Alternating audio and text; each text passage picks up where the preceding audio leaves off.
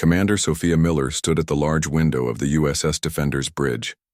The stars stretched out before her, endless and bright against the darkness of space. Her ship was on a special mission, the first official meeting with a new alien, species called the Alari. "Commander, we'll reach the meeting point in 20 minutes, said Lieutenant Jake Davis from his station. His voice was steady, but Sophia could hear the hint of excitement. "Thank you, Lieutenant," she replied, turning away from the window. "Is everyone ready for first contact?" Jake nodded. "Yes, Commander. The diplomatic team is prepared, and security protocols are in place." Sophia looked around at her crew. They were the best Earth had to offer, chosen specifically for this mission. After decades of searching the stars for intelligent life, humanity had finally received a response. The Alari had reached out with messages of peace and friendship, and now the USS Defender was going to meet them face to face. "I know everyone is nervous," Sophia said to her bridge crew. "But remember, this could be the beginning of something amazing for humanity." The Alari seem peaceful. Their messages have been nothing but friendly. "With respect, Commander," Jake said quietly, stepping closer so only she could hear, "we should still be careful. We don't know much about them yet." Sophia appreciated his concern. As her second in command, it was Jake's job to think about potential dangers. "I understand, Lieutenant. We'll follow all first contact protocols. But I have a good feeling about this." An hour later, Sophia stood in the ship's large meeting room. The wall in front of her opened to reveal their visitors, and she couldn't help but gasp. The Alari were tall and slender, with smooth skin that seemed to glow with a soft blue light. They had 4 arms and large dark eyes that reflected the lights of the room like stars. 3 of them entered, moving with a grace that made them seem almost like they were floating. The one in the center stepped forward and bowed. "I am Zintar, representative of the Alari people. We welcome you, humans of Earth, to our part of the galaxy." Sophia bowed in return. "I am Commander Sophia Miller of the United Earth Space Force. We are honored to meet you and hope this will be the beginning of a lasting friendship between our peoples." Over the next few days, the humans and Alari shared information about their cultures and worlds. The Alari were peaceful explorers and artists. They had advanced technology, especially in growing plants and creating beautiful objects. They offered to share their knowledge of farming methods that could help feed Earth's growing population.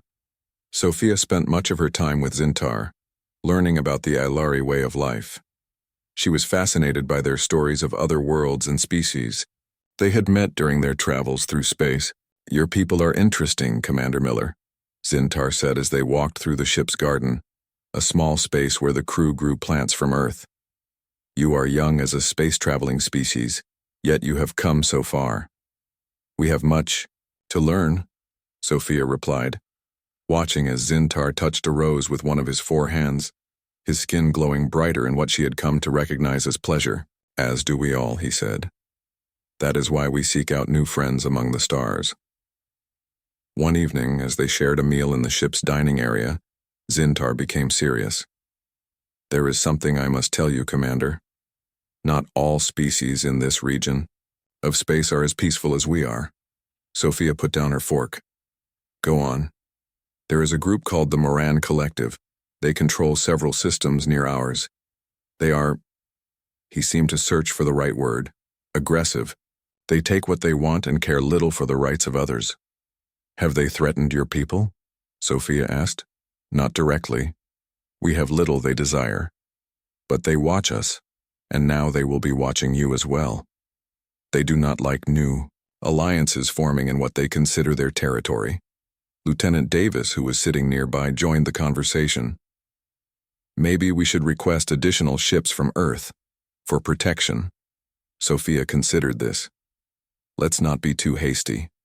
We don't want to appear threatening. We're here as diplomats, not soldiers." "Your caution is wise," Zintar said, "but know that the Morans often mistake kindness for weakness." The next day, Sophia sent a report to Earth about their successful first contact and the warning about the Moran Collective. She requested more information but not additional ships, not wanting to alarm the Alari or appear aggressive to any watching eyes. Admiral Frank Carter received her message at Earth Command headquarters. He was a tall man with gray hair and eyes that had seen too many conflicts. He read Sophia's report twice before calling in his intelligence team. "What do we know about this Moran collective?" he asked the room of analysts. A young woman stepped forward. "Not much, sir. They keep to themselves, mostly, but there have been reports from trading ships of aggressive scanning and occasional boarding of vessels that enter what they consider their space." "Sounds like territorial bullies," the Admiral said. "Keep gathering information, but let's not overreact. Commander Miller has good instincts. If she's not worried yet, neither am I." Back on the USS Defender, Sophia and Zintar formalized their alliance. The Aelari offered to share their agricultural technology and artistic methods. In return, humans would provide medical knowledge and help with space travel improvements. "This is a historic day," Sophia said as they signed the agreement. "The start of what I hope will be a long and beneficial relationship between our peoples." Zintar's skin glowed brightly. "Indeed, Commander Miller. Together, perhaps we can create something truly beautiful in this, sometimes dark galaxy." Unknown. To them, a small scout ship watched from the shadow of a nearby moon. Inside, dark figures with rough scale-covered skin observed the human and Aelari ships docked together. "The humans have allied with the Aelari," one of them growled, his sharp teeth glinting in the dim light of the scout ship's bridge. "War, Commander. Druzkul will want to know about this," another replied. "These humans are new to our sector. They do not understand the way things work here." "They will learn," the first one said, entering commands to take their ship back to Moran space. One way or another, they will learn. As the scout ship slipped away, Sophia stood with Zintar on the observation deck of the USS Defender, looking out at the stars. She felt a sense of hope and pride. Humanity had found friends among the stars. Whatever challenges lay ahead, they would face them together. She didn't know that soon, that friendship would be tested in fire and blood, or that her name would become both respected and feared across the galaxy. 6 months passed since the first meeting between humans and the Aelari. The alliance grew stronger each day. Commander Sophia Miller had become a regular visitor to the main Aelari colony, learning their ways and sharing human culture. The USS Defender traveled between Earth and Aelari space, carrying supplies, scientists, and diplomats.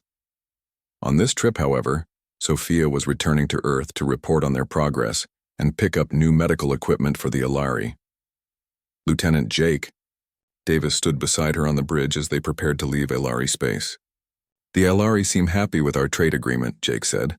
"Their farming techniques are already showing promising results back home." Sophia nodded. "Zintar told me their artists are fascinated by human music. It's amazing how well our species get along." "Almost too well," Jake replied with a small smile. "Makes my security team bored."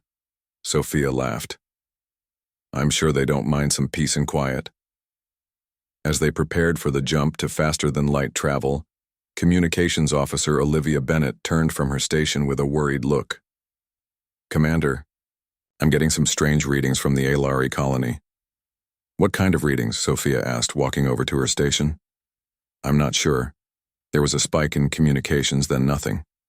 Complete silence." Sophia frowned. "Hail them." Olivia tried several times, her fingers moving quickly over her controls. "No response, Commander."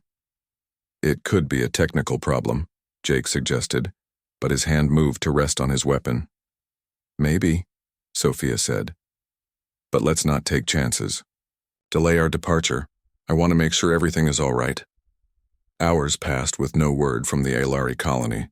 Sophia paced the bridge, worry growing with each silent minute. "Commander," Jake finally said, "we should send a probe to check." "I don't like this," Sophia agreed. "Launch a scout probe. Maximum speed." They waited tensely for the probe's data. When it finally came through, Olivia gasped. "Commander, you need to see this." The screen showed the once beautiful Aelari colony in ruins.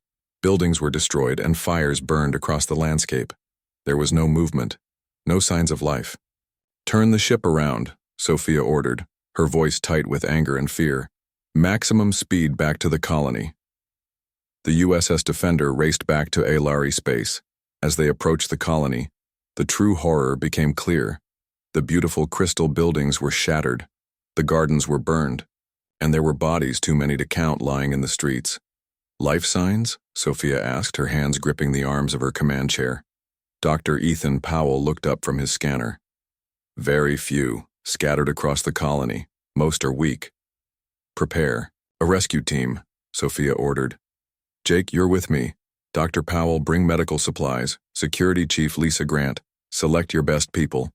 They transported down to the surface in groups. The air was thick with smoke and the smell of destruction. Lisa's security team spread out, weapons ready. What happened here? Jake whispered, looking at the devastation around them. They found their answer when they entered what had been the colony's central meeting hall. A group of Alari survivors huddled there, many injured, their skin barely glowing. Sophia recognized one of them. Calvin, what happened? The elderly Alari looked up with dimming eyes. The Morans. They came without warning. So many ships. So many soldiers. Dr. Powell moved among the injured, using his medical scanner. These wounds, they're systematic. Like they were experimenting. They were, Calvin said weakly. They took samples, blood, tissue. Many were taken alive to their ships. Sophia felt cold with anger. Where is Zintar? Calvin pointed toward the government building. He stayed to destroy our research. He did not want the Morans to have it. Sophia and Jake ran to the building, stepping over debris and bodies. They found Zintar in the main laboratory, lying on the floor surrounded by broken equipment. His once bright skin was now dull, almost gray. Zintar. Sophia knelt beside him, taking his hand. His eyes opened slowly. Sophia, you came back. Of course we came back. What happened? Why did the Morans attack? Zintar coughed, a blue fluid leaking from his mouth. Our biology. We can extend life. Our cellular structure, they discovered it, wanted it, not to share, to control. Jake called for Dr. Powell on his communicator while Sophia tried to make Zintar comfortable. Did you destroy the research? She asked gently. Zintar nodded. But they took many of us. We'll extract what they want. My people. Dr. Powell arrived and scanned Zintar. His face told Sophia everything before he spoke. I'm sorry, Commander. His injuries are too severe. Zintar reached up with a trembling hand.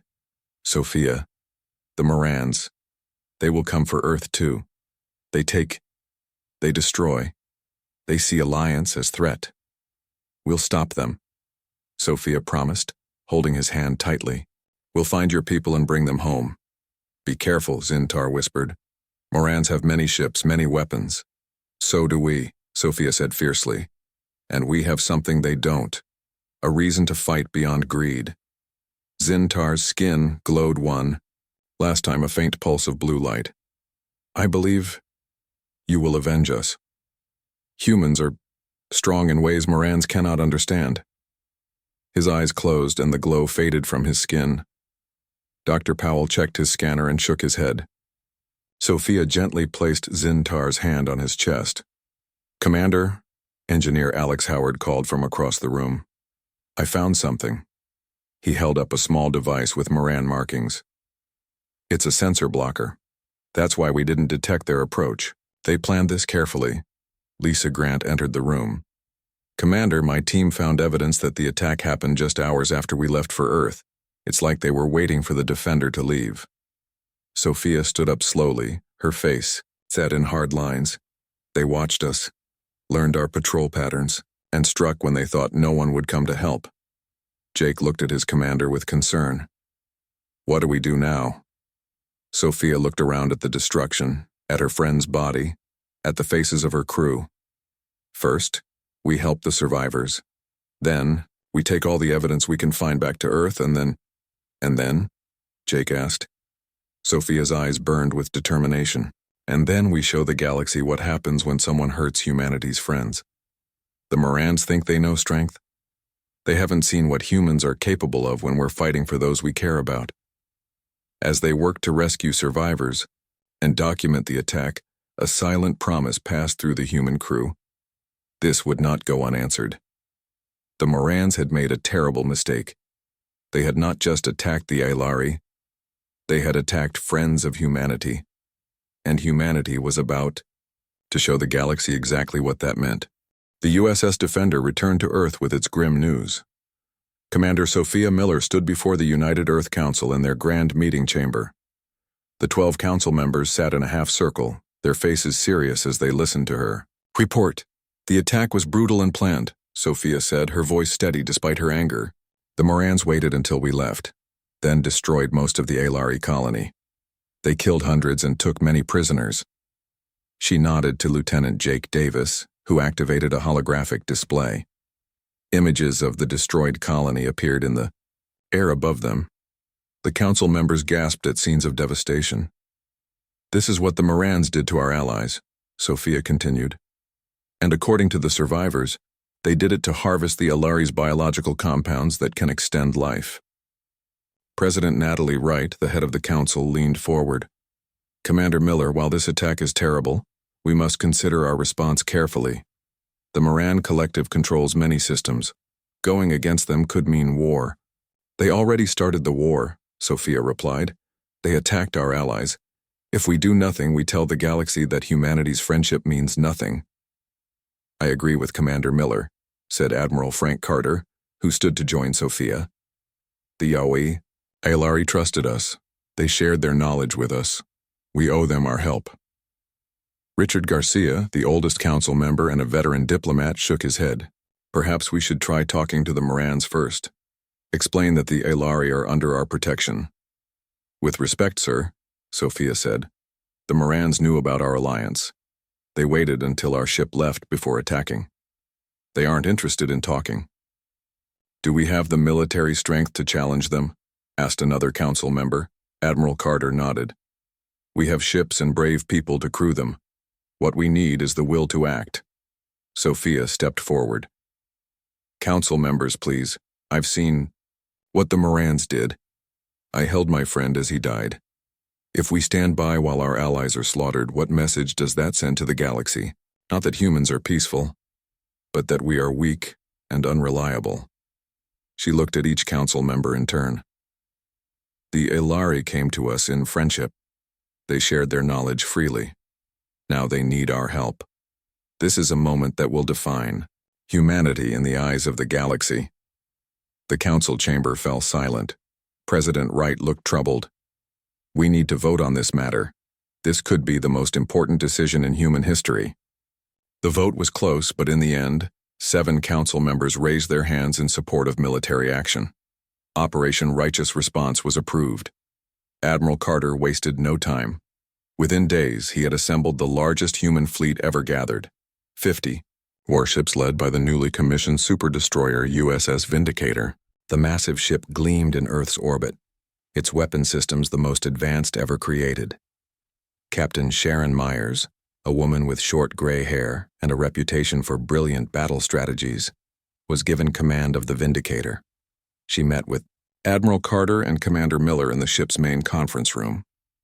"The Morans have more ships than us," Captain Myers said, looking at the star charts. "But they're spread across many systems. If we hit them fast and hard, we can rescue the Aelari prisoners before they bring in reinforcements." Admiral Carter nodded. "That's the plan. Commander Miller will lead the rescue team while you coordinate the fleet attack."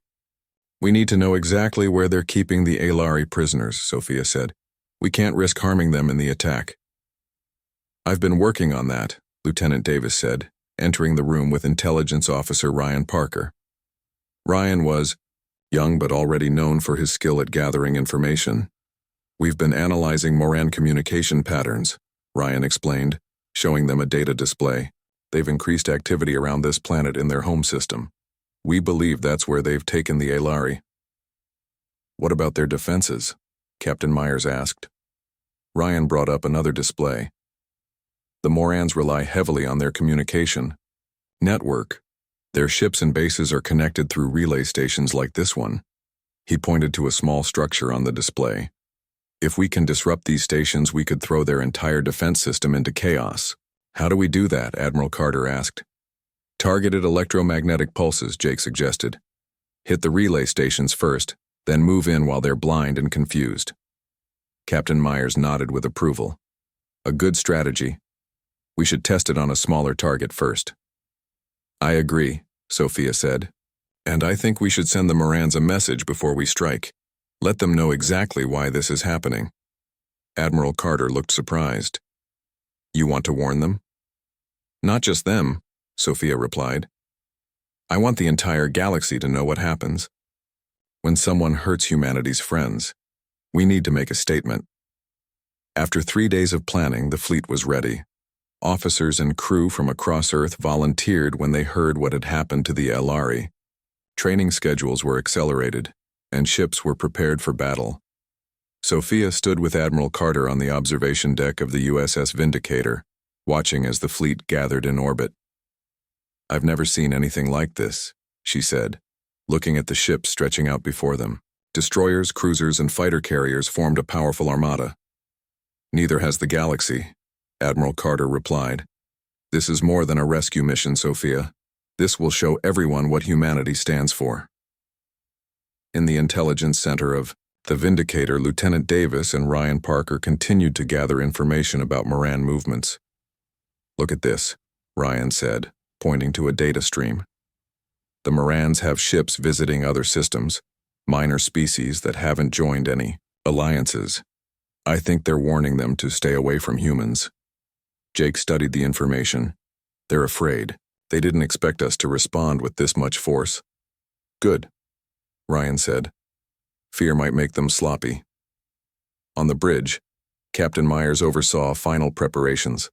She had fought in Earth's last conflict and knew the cost of war. But she also knew that sometimes fighting was necessary. All ships report ready, Captain, her first officer said. Captain Myers nodded. Signal the fleet. We depart in 1 hour. As the countdown began, Sophia went to her quarters to prepare. She looked at a small crystal Zintar had given her as a symbol of friendship between their people. She tucked it into her uniform pocket. We're coming for your people, she whispered. And the Morans will learn what it means to face humanity's fury. Throughout the fleet, humans prepared for battle. They were going to war not for conquest or resources, but to rescue allies who couldn't defend themselves. It was the first time humanity would show its strength to the galaxy. It would not be the last. Before launching a full attack, the human fleet needed to send a message. Commander Sophia Miller selected a small team for a special mission. They would infiltrate a Moran outpost near a busy trade hub used by many alien species. This mission is about more than just revenge, Sophia told her team as they gathered in the USS Defender's briefing room. It's about justice and making sure the galaxy knows what happened. Her team included 3 specialists. Keith Martinez, a former Special Forces soldier known for moving silently even in the heaviest armor. Diane Lewis, an expert with explosives who could take apart or put together any device. And Paul Green, a hacker whose fingers moved across computer controls faster than most people could follow. The plan is simple, Sophia explained, showing a hologram of the Moran outpost. We go in quiet, hack their communication system, broadcast our message and evidence of what they did to the ILRE, then leave without being detected. What if we are detected? Keith asked, checking his weapon. Then we fight our way out, Sophia replied. But the priority is delivering the message. The galaxy needs to know what kind of species the Morans really are. Lieutenant Jake Davis, who would command the Defender while Sophia was on the mission, looked concerned. The Moran outpost has heavy security. Getting in won't be easy. Paul smiled. I've been studying their systems. There's a weakness in their sensor grid. If we time it right, we can slip through between automated scans. The team spent 3 days practicing the mission in simulated environments. They memorized the layout of the outpost and practiced every possible scenario. Finally, the day arrived. The USS Defender approached the Krell system, home to the Moran outpost and a busy trading station where ships from a dozen species stopped to refuel and trade goods. Approaching drop point, Jake announced on the bridge. No sign they've detected us. Sophia checked her equipment one last time. Remember, we need to be in and out in less than 30 minutes. Any longer and they might trace the broadcast. The team boarded a small stealth shuttle. As they prepared to launch, Jake gave Sophia a worried look. Be careful out there, Commander. Always am, Lieutenant, she replied with a confident smile. The shuttle slipped away from the Defender, its stealth systems making it nearly invisible to sensors. Paul guided them through the sensor grid, timing their approach perfectly. 10 seconds to landing, he whispered as they approached a maintenance hatch on the outside of the Moran outpost. 5, 3, 1, perfect. The shuttle attached to the outpost with barely a sound. Keith took point using a special tool to open the hatch. The team slipped inside one by one. The interior of the outpost was dim, with reddish lights that cast long shadows. The air smelled strange, metallic, and warm. This way, Keith whispered, leading them through narrow corridors. They passed several Morans, tall beings with rough, scale-covered skin and sharp teeth. Each time, the team hid in shadows or side passages. After 10 tense minutes, they reached the central communication hub. 2 Moran technicians worked at the controls. I'll handle this, Diane said, taking out a small device. She slid it across the floor into the room. A soft hiss filled the air as sleeping gas poured out. The Morans slumped over their controls without raising an alarm. We have 15 minutes before they wake up, Diane said as the team entered the room. Paul went straight to the main console. This is perfect. From here I can access their entire network. I can broadcast to every Moran base and ship, plus any other species in range of their relay stations. He connected a data device to the console. I'm uploading the footage from the Elari colony now. Broadcast will begin in 30 seconds. Sophia stepped up to the communication array. When Paul nodded, she began to speak. Attention to all species receiving this transmission. I am Commander Sophia Miller of the United Earth Space Force. Humanity has witnessed crimes against our allies, the Elari people. We are broadcasting proof of these atrocities committed by the Moran Collective. The screens around them showed images of the destroyed Elari colony, the bodies in the streets, the wounded survivors. Sophia continued, her voice steady and strong. We offered friendship to those who extended their hand in peace. We now offer retribution to those who answered with violence. This is the only warning the Moran Collective will receive. Release the Elari prisoners immediately, or face the consequences of your actions. She paused, looking directly into the camera. To any other species watching, take note of what happens when someone harms humanity's friends. We did not seek this conflict, but we will end it. Paul worked quickly at the console. Broadcast complete. I'm also leaving behind a quantum-locked data core with all the evidence. Anyone who visits this outpost can access it. Diane moved to the weapons control station. I've disabled their defense systems. They won't be able to fire on any ships for at least 12 hours. Good, Sophia said. Let's move out. They left the sleeping Morans where they lay and made their way back to the shuttle. Just as they were about to reach the maintenance hatch, alarms began to sound. They found the sleeping guards, Keith said, checking the corridor behind them. Move. Faster, Sophia ordered. They reached the shuttle just as heavy footsteps echoed down the corridor. The team piled in and Paul detached from the outpost. As they pulled away, energy blasts hit the side of the shuttle, but the shields held. We're clear, Paul announced as they sped away from the outpost, heading back to the Defender. In the following hours, the broadcast spread across the sector. Species that had been neutral or even friendly with the Morans saw the evidence of their brutality. On dozens of worlds, leaders watched the human commander's warning with a mixture of shock and interest. The technologically advanced Vexari, known for their advanced weapon systems, sent a message to Earth. We have also suffered from Moran aggression. Perhaps it is time we worked together. The resource-rich Tellurians, whose mining operations had been attacked by Moran raiders, reached out as well. If you fight the Morans, you will not fight alone. On the Moran homeworld, War Commander Drazikul watched the human broadcast with, "Trucks, these humans dare to threaten us. We will crush them like we crushed the Elari." His advisors looked less certain. The humans have assembled a large fleet, one said carefully, and now other species are contacting them. Strengthen our defenses, Drazkul ordered. Double the guards on the Aelari prisoners. Speed up the extraction process. We need what they have before the humans arrive. Little did he know the humans were already on their way. The USS Vindicator led the fleet toward Moran space, weapons ready. Captain Sharon Myers stood on her bridge, studying tactical displays. The Morans are reinforcing their core worlds, she observed. They received our message. Admiral Carter nodded. Good. Let them worry.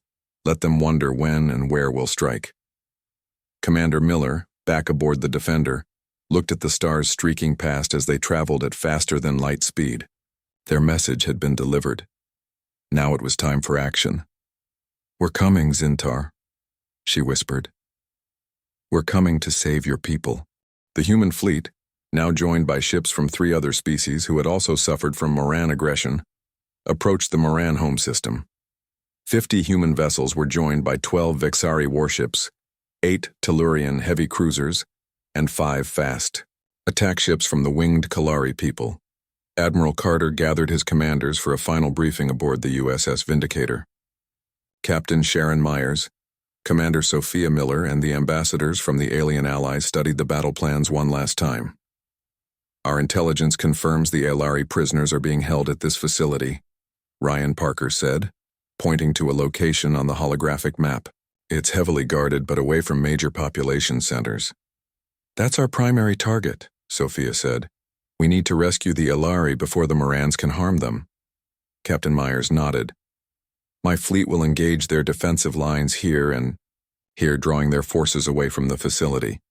Commander Miller's team will then go in and extract the prisoners. The Vexari ambassador, a tall being with silver skin, pointed to the communication relay stations they had identified. Our ships will target these relays with electromagnetic pulse weapons. It will blind their fleet and cause confusion. Once the prisoners are secure, Admiral Carter said, we will offer the Morans one chance to surrender. If they refuse, we disable their military capabilities, but avoid civilian targets. The plan was set. Each commander returned to their ship to prepare their crews for battle. On the USS Defender, Sophia gathered her rescue team. Lieutenant Jake Davis would be at her side, along with Dr. Ethan Powell to care for the rescued Aelari, and Engineer Alex Howard to bypass any security systems. This won't be like our covert mission, Sophia told them. This will be a direct assault. The fleet will create a diversion, but will still face resistance. We're ready, Commander, Jake said, speaking for all of them. Across the fleet, humans and their alien allies prepared for battle. Weapons were checked, shields reinforced, and medical bays prepared for casualties. On the bridge of the Vindicator, Captain Myers watched as they approached the edge of the Moran system. All ships report ready, Admiral. Admiral Carter nodded. Then let's begin. Signal the fleet to move into attack formation. The massive fleet moved forward as one, an impressive sight against the backdrop of stars. The Moran defense fleet rushed to meet them, their sharp-edged ships forming a line to protect their homeworld.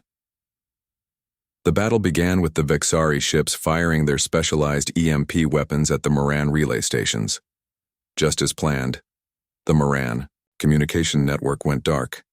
Their ships, suddenly unable to coordinate, broke formation in confusion. It's working, Captain Myers said, watching the Moran fleet scatter.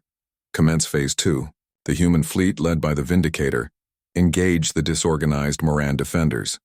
Energy weapons flashed across space, and explosions bloomed like silent flowers. The path is clear, Admiral Carter said to Sophia over the communication link. Launch your rescue mission now. The USS Defender broke away from the main battle, racing toward the planet's surface.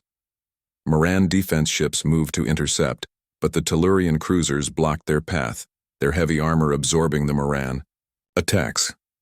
We're entering the atmosphere, Jake reported as the Defender shook around them. Approaching the facility now. The ship landed half a mile from the Moran facility, a large, dark building surrounded by weapon emplacements. Most of these were silent, their targeting systems disabled by the communication blackout. Move out, Sophia ordered, leading her team. down the ramp and onto the alien soil. They approached the facility quickly, using the confusion of the battle above to their advantage. Engineer Howard bypassed the outer security with ease, and they entered the building. Inside, they encountered resistance.